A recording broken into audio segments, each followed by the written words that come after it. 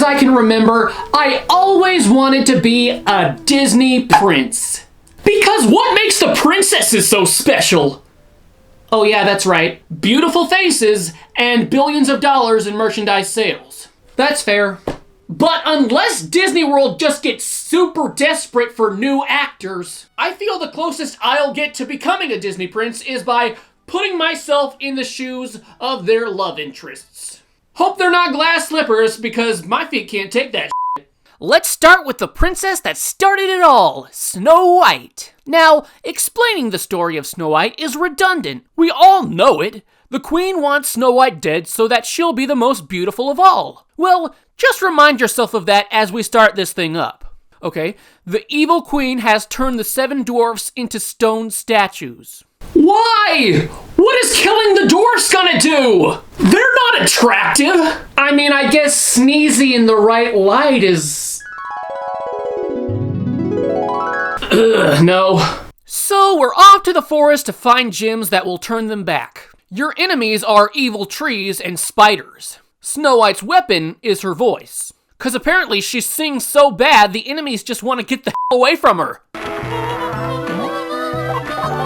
Hey, everyone was a bad singer in the 30s. You walk around, you go to a room, look for items, leave the room, and find another room. After 2 levels, you fight a boss. It's the Witch Queen, who throws apples at you. How do you like them apples? You have to dodge them, and then send a dwarf in to throw diamonds at her. Yeah, you're an evil person! Take this insanely expensive rock! Yeah, you deserve that! Succeed, and Snow White saves the 7 dwarfs and they live happily ever after? Without the prince? He's not mentioned. She lives happily ever after with the dwarfs? 7 husbands? Is Snow White a Mormon? Okay, now for Cinderelly. You have to fetch items for your stepmother, and along the way you've got to clean up the paw prints left by the cat. And if he gets in your way, beat him with a mop so hard that Sarah McLachlan can feel it. I'd complain about how terrible this cat is, but the cat's name is Lucifer. There's nothing I can say. And as if the cat wasn't bad enough, the mice are worse. They drop coins on your head. Ouch! This is just terrible. It's like I'm playing a slavery simulator. But hey, at least I'm attractive. Unlike the other princesses, Cinderella only gets 2 stages. That sucks! Cinderella is my #1 homegirl after Ariel and Belle. In this second stage, you gotta outdance the stepsisters in this broken Parappa the Rapper clone. Don't worry, Anastasia. You'll get your happy ending 52 years from now, in a straight-to-video movie that not even little kids enjoy. Good things come to those who wait. She's proven she's the most graceful and beautiful maiden in all of the land, and she lived happily ever after. Without Prince Charming, doesn't sound like happily ever after. Do princes not exist in this game? There's always the Bachelor. Alright, I won't go into full detail about each stage, but let's do Belle, 'cause she my favorite. You need to find the Enchanted Rose to get into the castle. How? It's not a key or anything. It's a rose.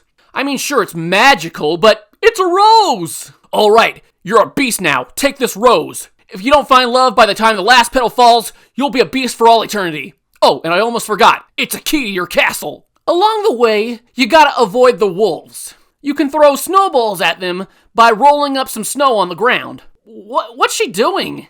It doesn't look like she's rolling snow. She looks like she's warming her hands by a fire. A big problem with this game as a whole is how similar most of the levels are. Just walking around, or in Ariel's case, swimming around. Going through doors like a maze, finding items like they're cheese and you're a mouse. Hopefully you're not one of those asshole mice from Cinderella. We end the Belle saga with a Gaston boss battle. Here, you drop books on him. Yeah, 'cause knowledge is power! Here's a little Tolstoy for ya. How about a little H.G. Wells, yeah? You like that? How about... No, Belle, that's my book! Belle successfully thwarted Gaston's plot and peace returned to the castle. Does she even live happily ever after? In this case, who's complaining? Does anybody actually like Human Beast? He's kind of ugly. So I've beaten 5 out of 6 of these games.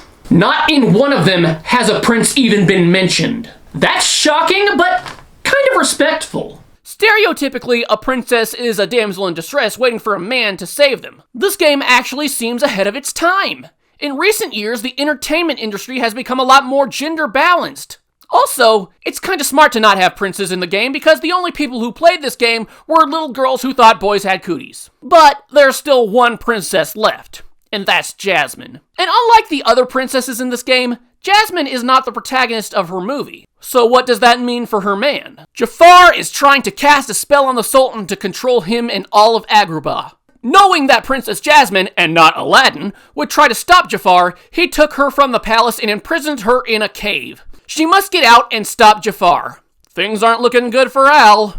Aladdin is not in any of these levels. But the genie is. He's a male. The monkey is. He's a male. The carpet is. He might be a male. I think he's a male. So let's see how this ends. Jafar was swept from the city and peace returned. Jasmine and Aladdin lived happily ever after?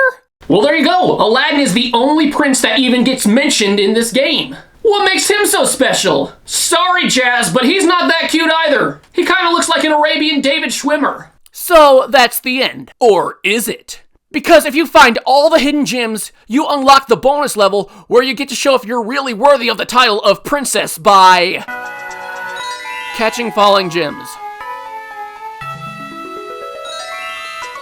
Yeah, this is what makes you a princess. I hear Megan was just one gem shy of failing.